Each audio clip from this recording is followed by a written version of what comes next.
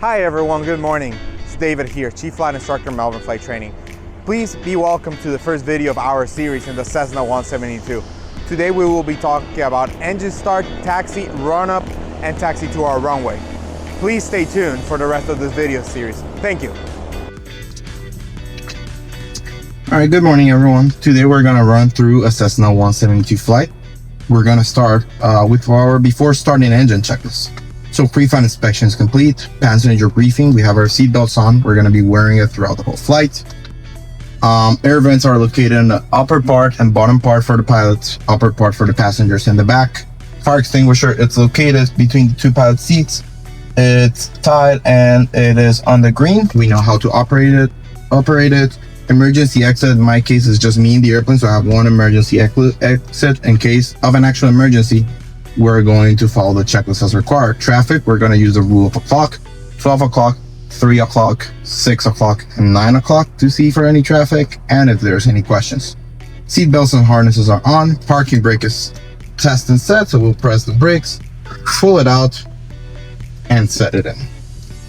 Fuel selector valve is verified on both.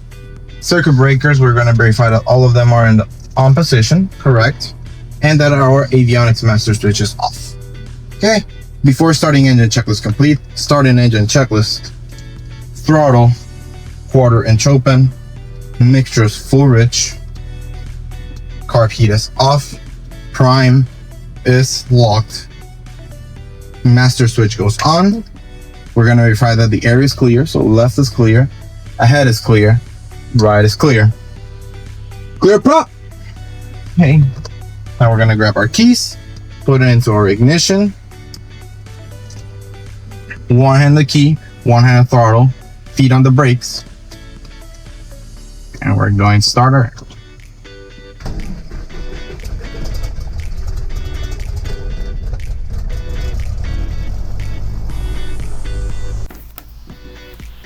Yes, good afternoon. The rest of this video will be recorded in voiceover just for better understanding. So now our engine just started and we're gonna continue. Now I'm closing my window and continuing with our engine starting checklist. So the first thing we're gonna do is putting our throttle between 800 and 1000 RPM, verifying the oil pressure and leaning the mixture for taxi. Once that is completed, the next step that I will be following is verifying our ammeter, verifying and checking it. And once that is done, I am retracting the flaps to up and verifying visually that both the right and left flaps are going up. The next step that we will be following is starting our before taxi checklist, turning on our avionics master switch on, and getting our headsets on.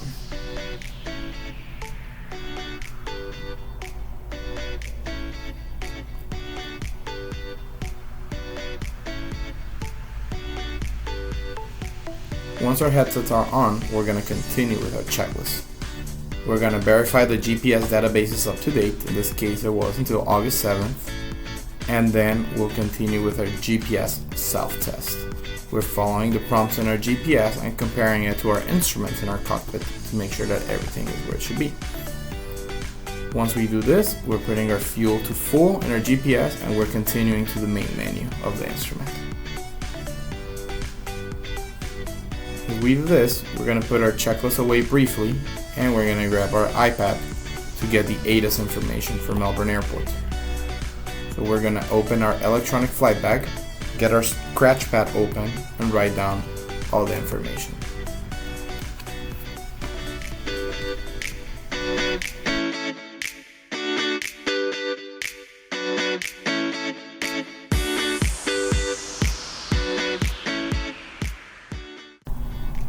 Now that we got our ATIS information, we're going to come back to our checklist and we'll verify our flight instruments. We'll set our altimeter setting in both our G5 and our primary altimeter and start running our flight instruments check. So airspeed is on 0, add to indicators on the horizon, no more than 5 degrees to each side.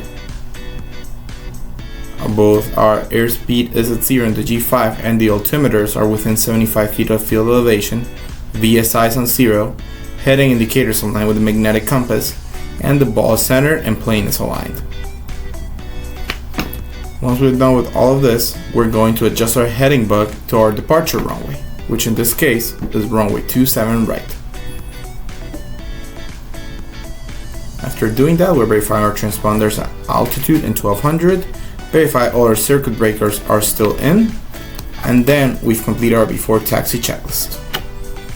After doing that, we're going to start our taxi checklist, where we are turning our taxi light on, verifying that the air is clear on the left, ahead on the right, release our parking brake, and do a brake check.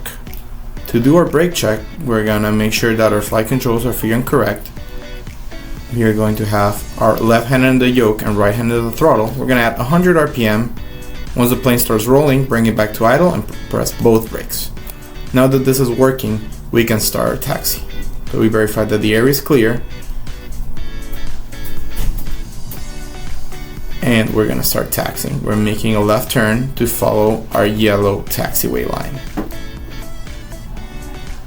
As we're doing this, we're making sure that we're clear of all airplanes, cars, trucks, or any object that could affect us while taxiing.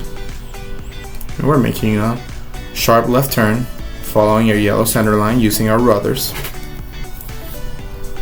and aligning ourselves again with the center line.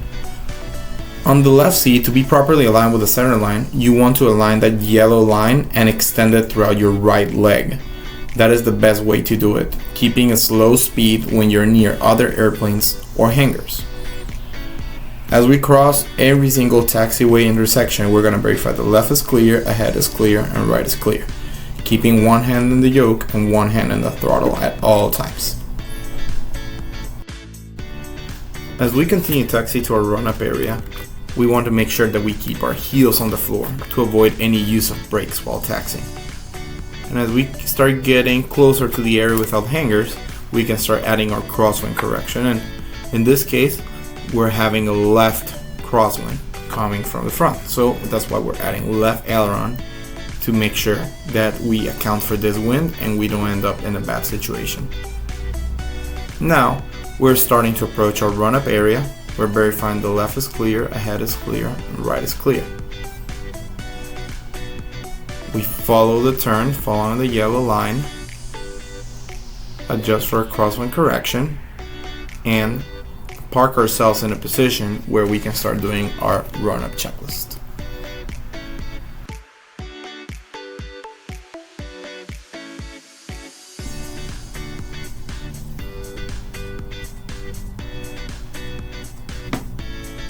Now we're parked, we're putting our engine back to 1000 RPM, and we pull up our checklist again. So we start engine and run up, we will set our parking brake. Doors, we'll verify that both doors are closed and latched. Correct. Fuel selectors on both, mixture full rich, and our throttle goes to 1700 RPM.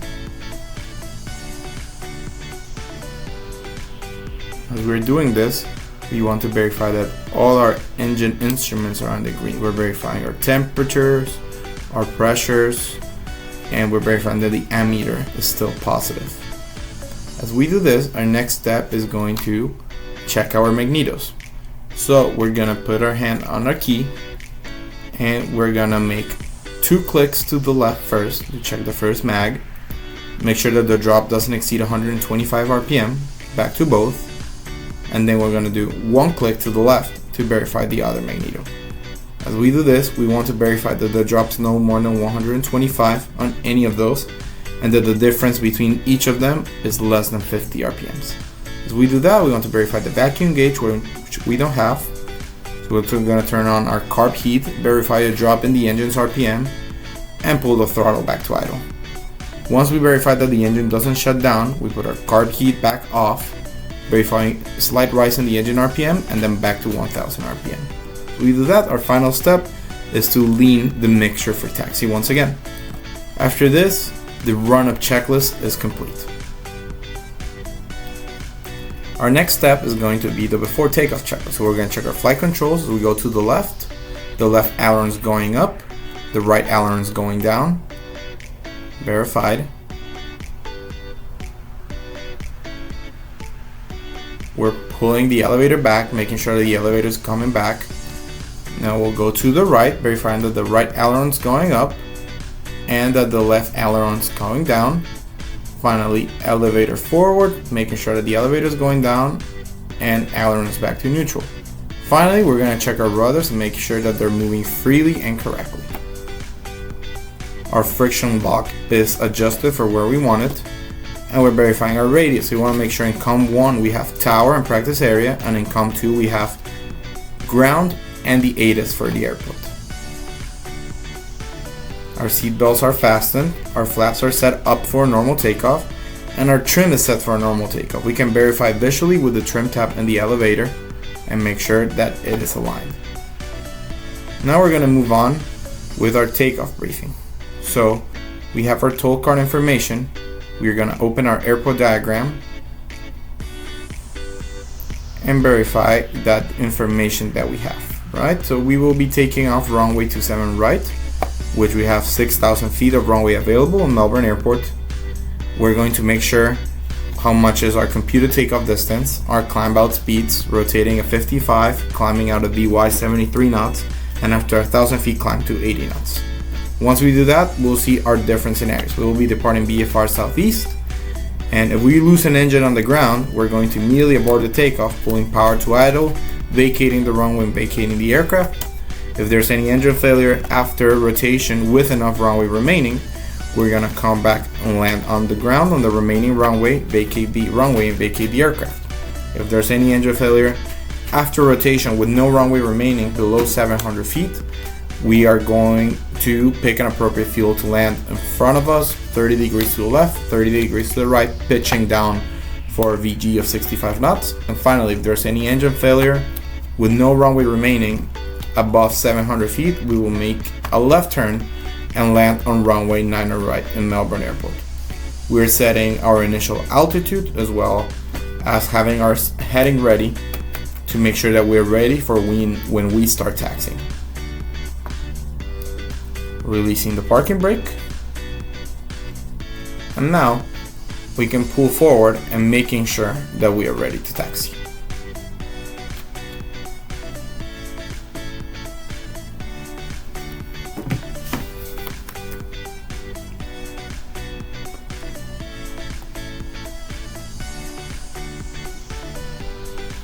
Making sure that the air is clear before we start taxiing, and we are pulling forward to be able to call Melbourne ground. How we make a ground frequency call is pretty standard. First thing that you gotta do is who you're talking to, who are you, where you are, what you want to do, and the ATIS information. So in this case, it will be Melbourne ground, November 6370 Delta at Big Blue with the ATIS information, ready to taxi for a BFR Southeast departure. We're going to have our scratch pad ready so we can communicate with the tower.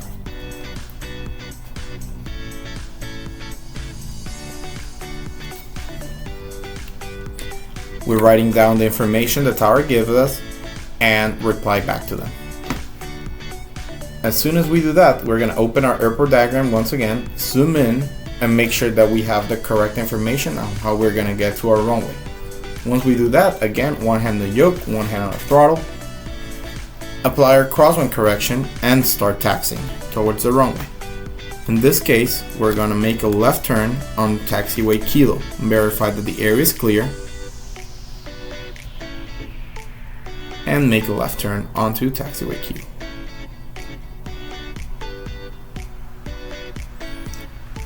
Once we are established on this taxiway, we can verify with our airport signs. We hold our taxiway center line, and we make sure that from any other intersecting taxiways or runways, we're free of traffic. We apply our crosswind correction. In this case, we have a right tailwind, so we're going to put left ailerons and elevator forward. Keep this, we're making small adjustments with our rudder and small adjustments with our throttle to make sure that we still continue at a safe speed. Verifying with our airport diagram that we're still en route, and also using our airport markings and taxiway signs to make sure that we still are going where we should be going.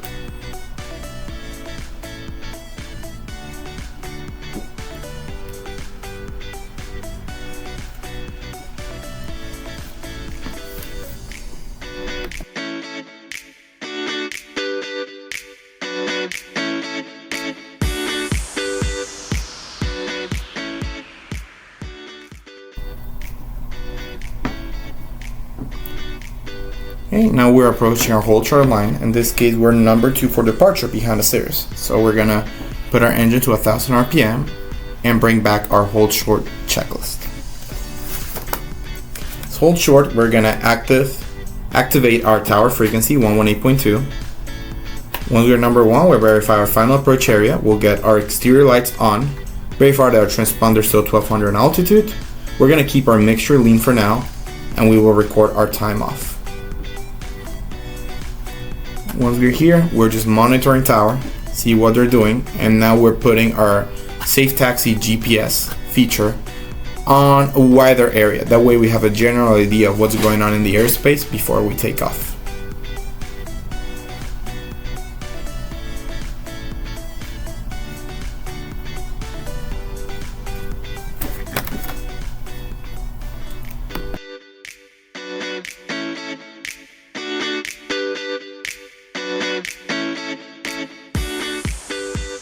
As the Cirrus gets clear for takeoff, we start rolling to the hold short line of runway 27 right. As we do this, we're gonna make a really similar call to what we did on ground. We're gonna say Melbourne Tower, November 6370 Delta, holding short runway 27 right, ready for departure. And we're gonna wait for takeoff clearance.